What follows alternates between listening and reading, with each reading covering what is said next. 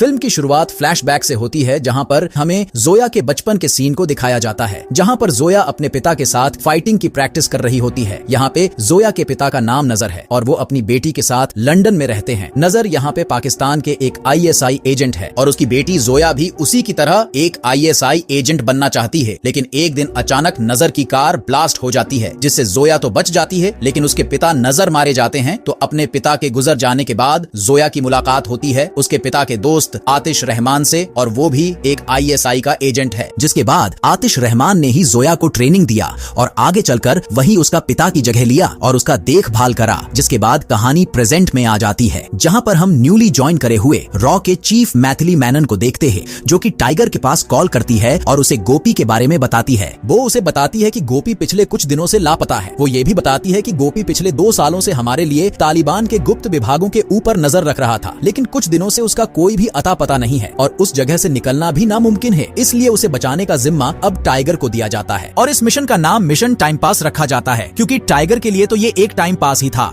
तो टाइगर को गोपी की लोकेशन दिया जाता है। जैसे ही टाइगर को गोपी की लोकेशन मिलती है, वो तुरंत ही उस जगह पे पहुंच जाता है जहां पर कुछ लोग गोपी को बुरी तरह से मार रहे थे। लेकिन टाइम रहते टाइगर वहां पे आ गया, क्योंकि वो लोग गोपी को जान से मारने वाले थे। तभी टाइगर अपने बाइक से गोपी को उनके बीच में से उठा लेता है और अपनी बाइक से उसे अपने साथ ले जाने लगता है। गोपी यहाँ पर बहुत ज्यादा जख्मी हो गया था, इसी वजह से उसे बाइक पर रखना ठीक नहीं था। इसलिए टाइगर गोपी को अपने चॉपर में बिठा देता है ताकि वहाँ उसका इलाज हो पाए और सेफ रहे। जिसके बाद टाइगर अपनी बाइक से ऊपर वाली जगह पर जाने लगता है, क्योंकि वहीं पर उसका चॉपर भी आने वाला था। लेकिन तालिबानियों ने टाइगर के सारे ऊपर जाने वाले रास्तों को ब्लास्ट कर दिया था, जिस वजह से टाइगर अब ऊपर तो नहीं जा सकता था। लेकिन तभी टाइगर यहाँ पर अपनी बाइक को फुल रफ्तार से ऊपर की तरफ ले जाकर एक बड़ा जंप लगाता है और अपने चॉपर को पकड़ लेता है और यहाँ पर टाइगर सेफली बच भी जाता है। अब जब टाइगर अपने चॉपर में था तो यहाँ पर गोपी टाइगर को कुछ सीक्रेट बातें बताता है। वो बताता है कि कुछ ऐसे पाकिस्तानी एजेंट्स हैं जो कुछ बड़ा करने की प्लानिंग कर रहे हैं। मैं इतने सालों से उन्हीं के ऊपर नजर रख रहा था और उनके सारे मूवमेंट्स को कैप्चर कर रहा था। और साथ ही वो ये भी बताता है कि हम में से ही कोई एक डबल एजेंट भी है जो पाकिस्तानी एजेंट्स की मदद कर रहा है, और वो कोई और नहीं बल्कि जोया ही है। और ये बात जब टाइगर सुनता है तो उसे बहुत ज्यादा सदमा पहुंचता है। जिसके बाद टाइगर अपने घर चला जाता है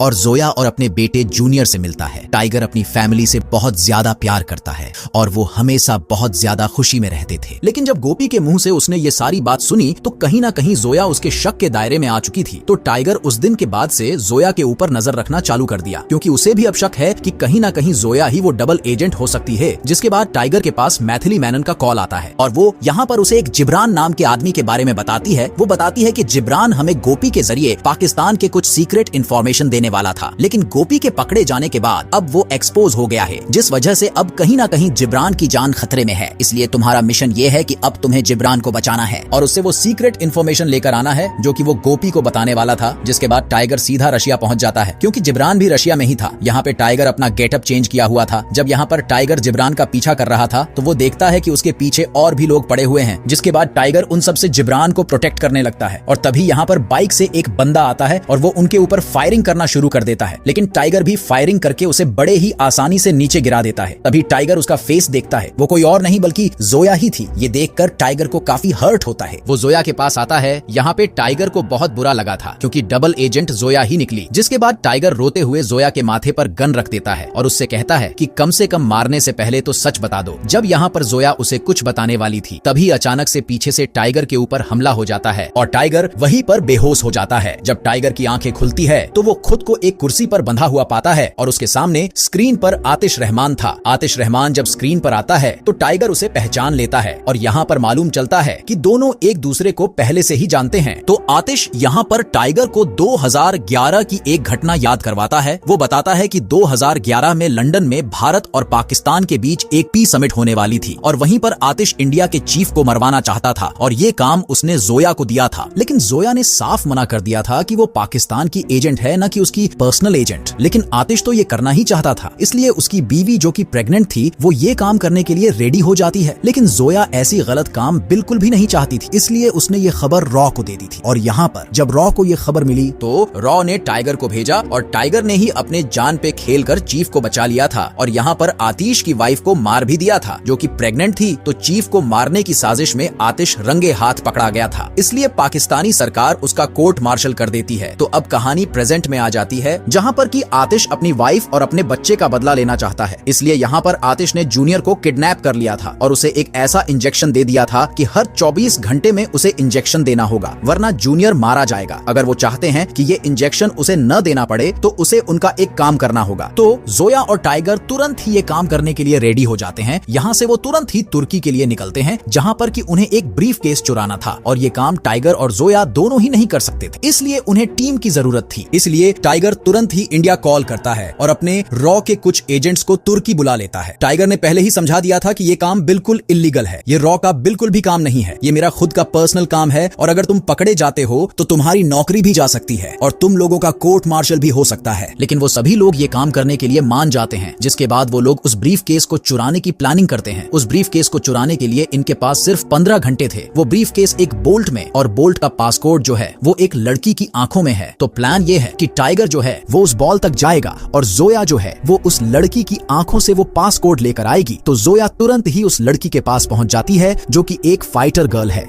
जैसे ही जोया उसके पास पहुंचती है तो वो बाथ टब में नहा रही होती है। यहाँ पर उन दोनों के बीच में कुछ बातें होती है और अचानक से उनके बीच में लड़ाई शुरू हो जाती है और यहाँ पर जोया ने सक्सेसफुली पास को ले लिया था। यहाँ दूसरी तरफ हम टाइगर को देख पाते हैं जो कि बॉल तक पहुंचने की पूरी कोशिश करता है और खुफिया रास्ते से वो बॉल तक पहुंच भी जाता है। वहाँ पर कुछ लोग भी थे लेकिन टाइगर ने उन्हें मारकर वहाँ से ब्रीफ केस चुरा लिया था। लेकिन जैसे ही टाइगर वो ब्रीफ केस चुरा कर यहाँ से भाग रहा था तभी अचानक से किसी ने पुलिस को खबर कर दी थी। खबर करने के बाद टाइगर के पीछे सारी की सारी पुलिस पड़ जाती है। टाइगर के साथ करण भी था, तो यहाँ पर टाइगर ने करण को ब्रीफ केस दे दिया था और जोया तक पहुँचाने को कह दिया था और यहाँ पर पुलिस ने टाइगर को चारों तरफ से घेर लिया था और टाइगर ने भी खुद को सरेंडर कर दिया था। जिसके बाद जोया वो ब्रीफ केस आतिश को देने के लिए जाती है और यहाँ पर हमें मालूम चलता है कि चाइना ने पाकिस्तान को कुछ मिसाइल्स दी थी और मिसाइल्स के न्यूक्लियर कोड इसी ब्रीफ केस में है, इसलिए आतिश इन्हें किसी भी हालत में पाना चाहता था। तो आगे हम देखते हैं कि टाइगर को भगोड़ा घोषित कर दिया था। यहाँ पर टाइगर को पाकिस्तान ले जाया गया था और उसे जेल में भी बंद कर दिया गया था और इंडियन सरकार ने भी कह दिया था कि तुम टाइगर के साथ कुछ भी कर सकते हो। तो यहाँ पर पाकिस्तान सरकार जो है वो टाइगर को मौत की सजा सुनाना चाहती है और उसे फांसी देना चाहती है। लेकिन उससे पहले अतिश रहमान टाइगर से मिलने के लिए आता है और वो उसे कहता है कि मुझे ब्रीफ केस मिल गया है, उसमें न्यूक्लियर कोड्स है और तुम्हारा बेटा भी सुरक्षित है और अपनी जोया के साथ है। अतिश उससे कहता है कि मैंने ही पुलिस को खबर दी थी और मैं चाहता तो तुम्हें वहाँ पे मार सकता था, लेकिन मैं तुम्हें भगोड़े का टैग देना चाहता था और कुछ ही दिनों में तुम्हें फांसी दे दी जाएगी। जिसके बाद आगे हम देखते हैं कि इंडियन सरकार ने इन तीनों रॉ के एजेंट्स को गिरफ्त में ले लिया था, क्योंकि इनके ऊपर पूरा शक है कि ये भी टाइगर के साथ मिले हुए थे। लेकिन फिर भी इन्हें एक मौका दिया जाता है और न्यूक्लियर कोड्स वापस लाने के लिए कहते हैं। और यहाँ दूसरी तरफ टाइगर जो है वो पाकिस्तान के जेल में था, लेकिन यहाँ पर वो किसी तरह से जुगाड़ लगाकर जेल के दीवार में ब्लास्ट करता है और किसी तरह से जेल से बाहर निकल आता है। लेकिन पुलिस ने उसे चारों तरफ से घेर रखा था। लेकिन तभी यहाँ पर एंट्री होती है पठान की। पठान के यहाँ पर आते ही टाइगर और पठान जो है वो पाकिस्तानी फौज की एकदम से मारना शुरू कर देते हैं। ये सीन पूरे एक्शन से भरा हुआ है। पठान और टाइगर के ये फाइट सीन काफी देर तक चलता है और ये देखने में काफी मजेदार था। तो पठान ने टाइगर को यहाँ से बचा लिया था, लेकिन टाइगर इंडिया ना जाकर पाकिस्तान में ही रहता है और इस्लामाबाद जाकर वो हसन नाम के एक लड़के से मिलता है। हसन दरअसल में वही लड़का है जिसे एक था टाइगर मूवी में सलमान खान ने बॉम्ब से बचाया था और इसकी पढ़ाई लिखाई का पूरा खर्चा अब टाइगर ही करता है। और अब हसन जो कि एक हैकर बन चुका है, तो यहाँ से टाइगर जो है वो इंडिया में जोया के पास कॉल करता है और रॉ के जो तीनों एजेंट्स थे उन्होंने जोया को ढूंढ लिया था। लेकिन यहाँ पर टाइगर जो है वो बताता है कि आतिश रहमान यहाँ पर बहुत ही बड़ा प्लान कर रहा है। वो सरकार का तख्ता पलट करके पीएम को मरवाना चाहता है और खुद पीएम बनना चाहता है। जोया को ढूंढते हुए उसके आईएसआई के एजेंट भी आ चुके थे, तो वो लोग भी अब साथ में काम करने के लिए रेडी हो गए थे। तो रॉ और आईएसआई एक बार फिर एक हो जाते हैं, क्योंकि इंडिया को खतरा पाकिस्तान गवर्नमेंट से नहीं है बल्कि आतिश रहमान से है, क्योंकि उसके साथ जनरल हग है और उसके पास पाकिस्तान की पूरी फौज है। तो आज 3 अगस्त का दिन है जहां पर कि पाकिस्तान आज आजाद हुआ था, इसलिए पाकिस्तान के प्राइम मिनिस्टर आज स्पीच देने वाली थी। लेकिन आज ही जनरल हक जो है उनके ऊपर अटैक कर ये तख्ता पलट कर वो आतिश रहमान को पीएम के पद पर बिठा देगा। लेकिन यहाँ पर टाइगर और उसके साथियों ने पीएम ऑफिस के अंदर जाने का भी प्लान बना लिया था। वो लोग सेफ के रूप में अंदर घुसने वाले थे और कहीं ना कहीं उनकी प्लानिंग पूरी तरह से सक्सेस भी हो जाती है। वो पीएम ऑफिस के अंदर पहुंच जाते हैं सेफ के रूप में। लेकिन लेकिन तभी यहाँ पर जनरल हग की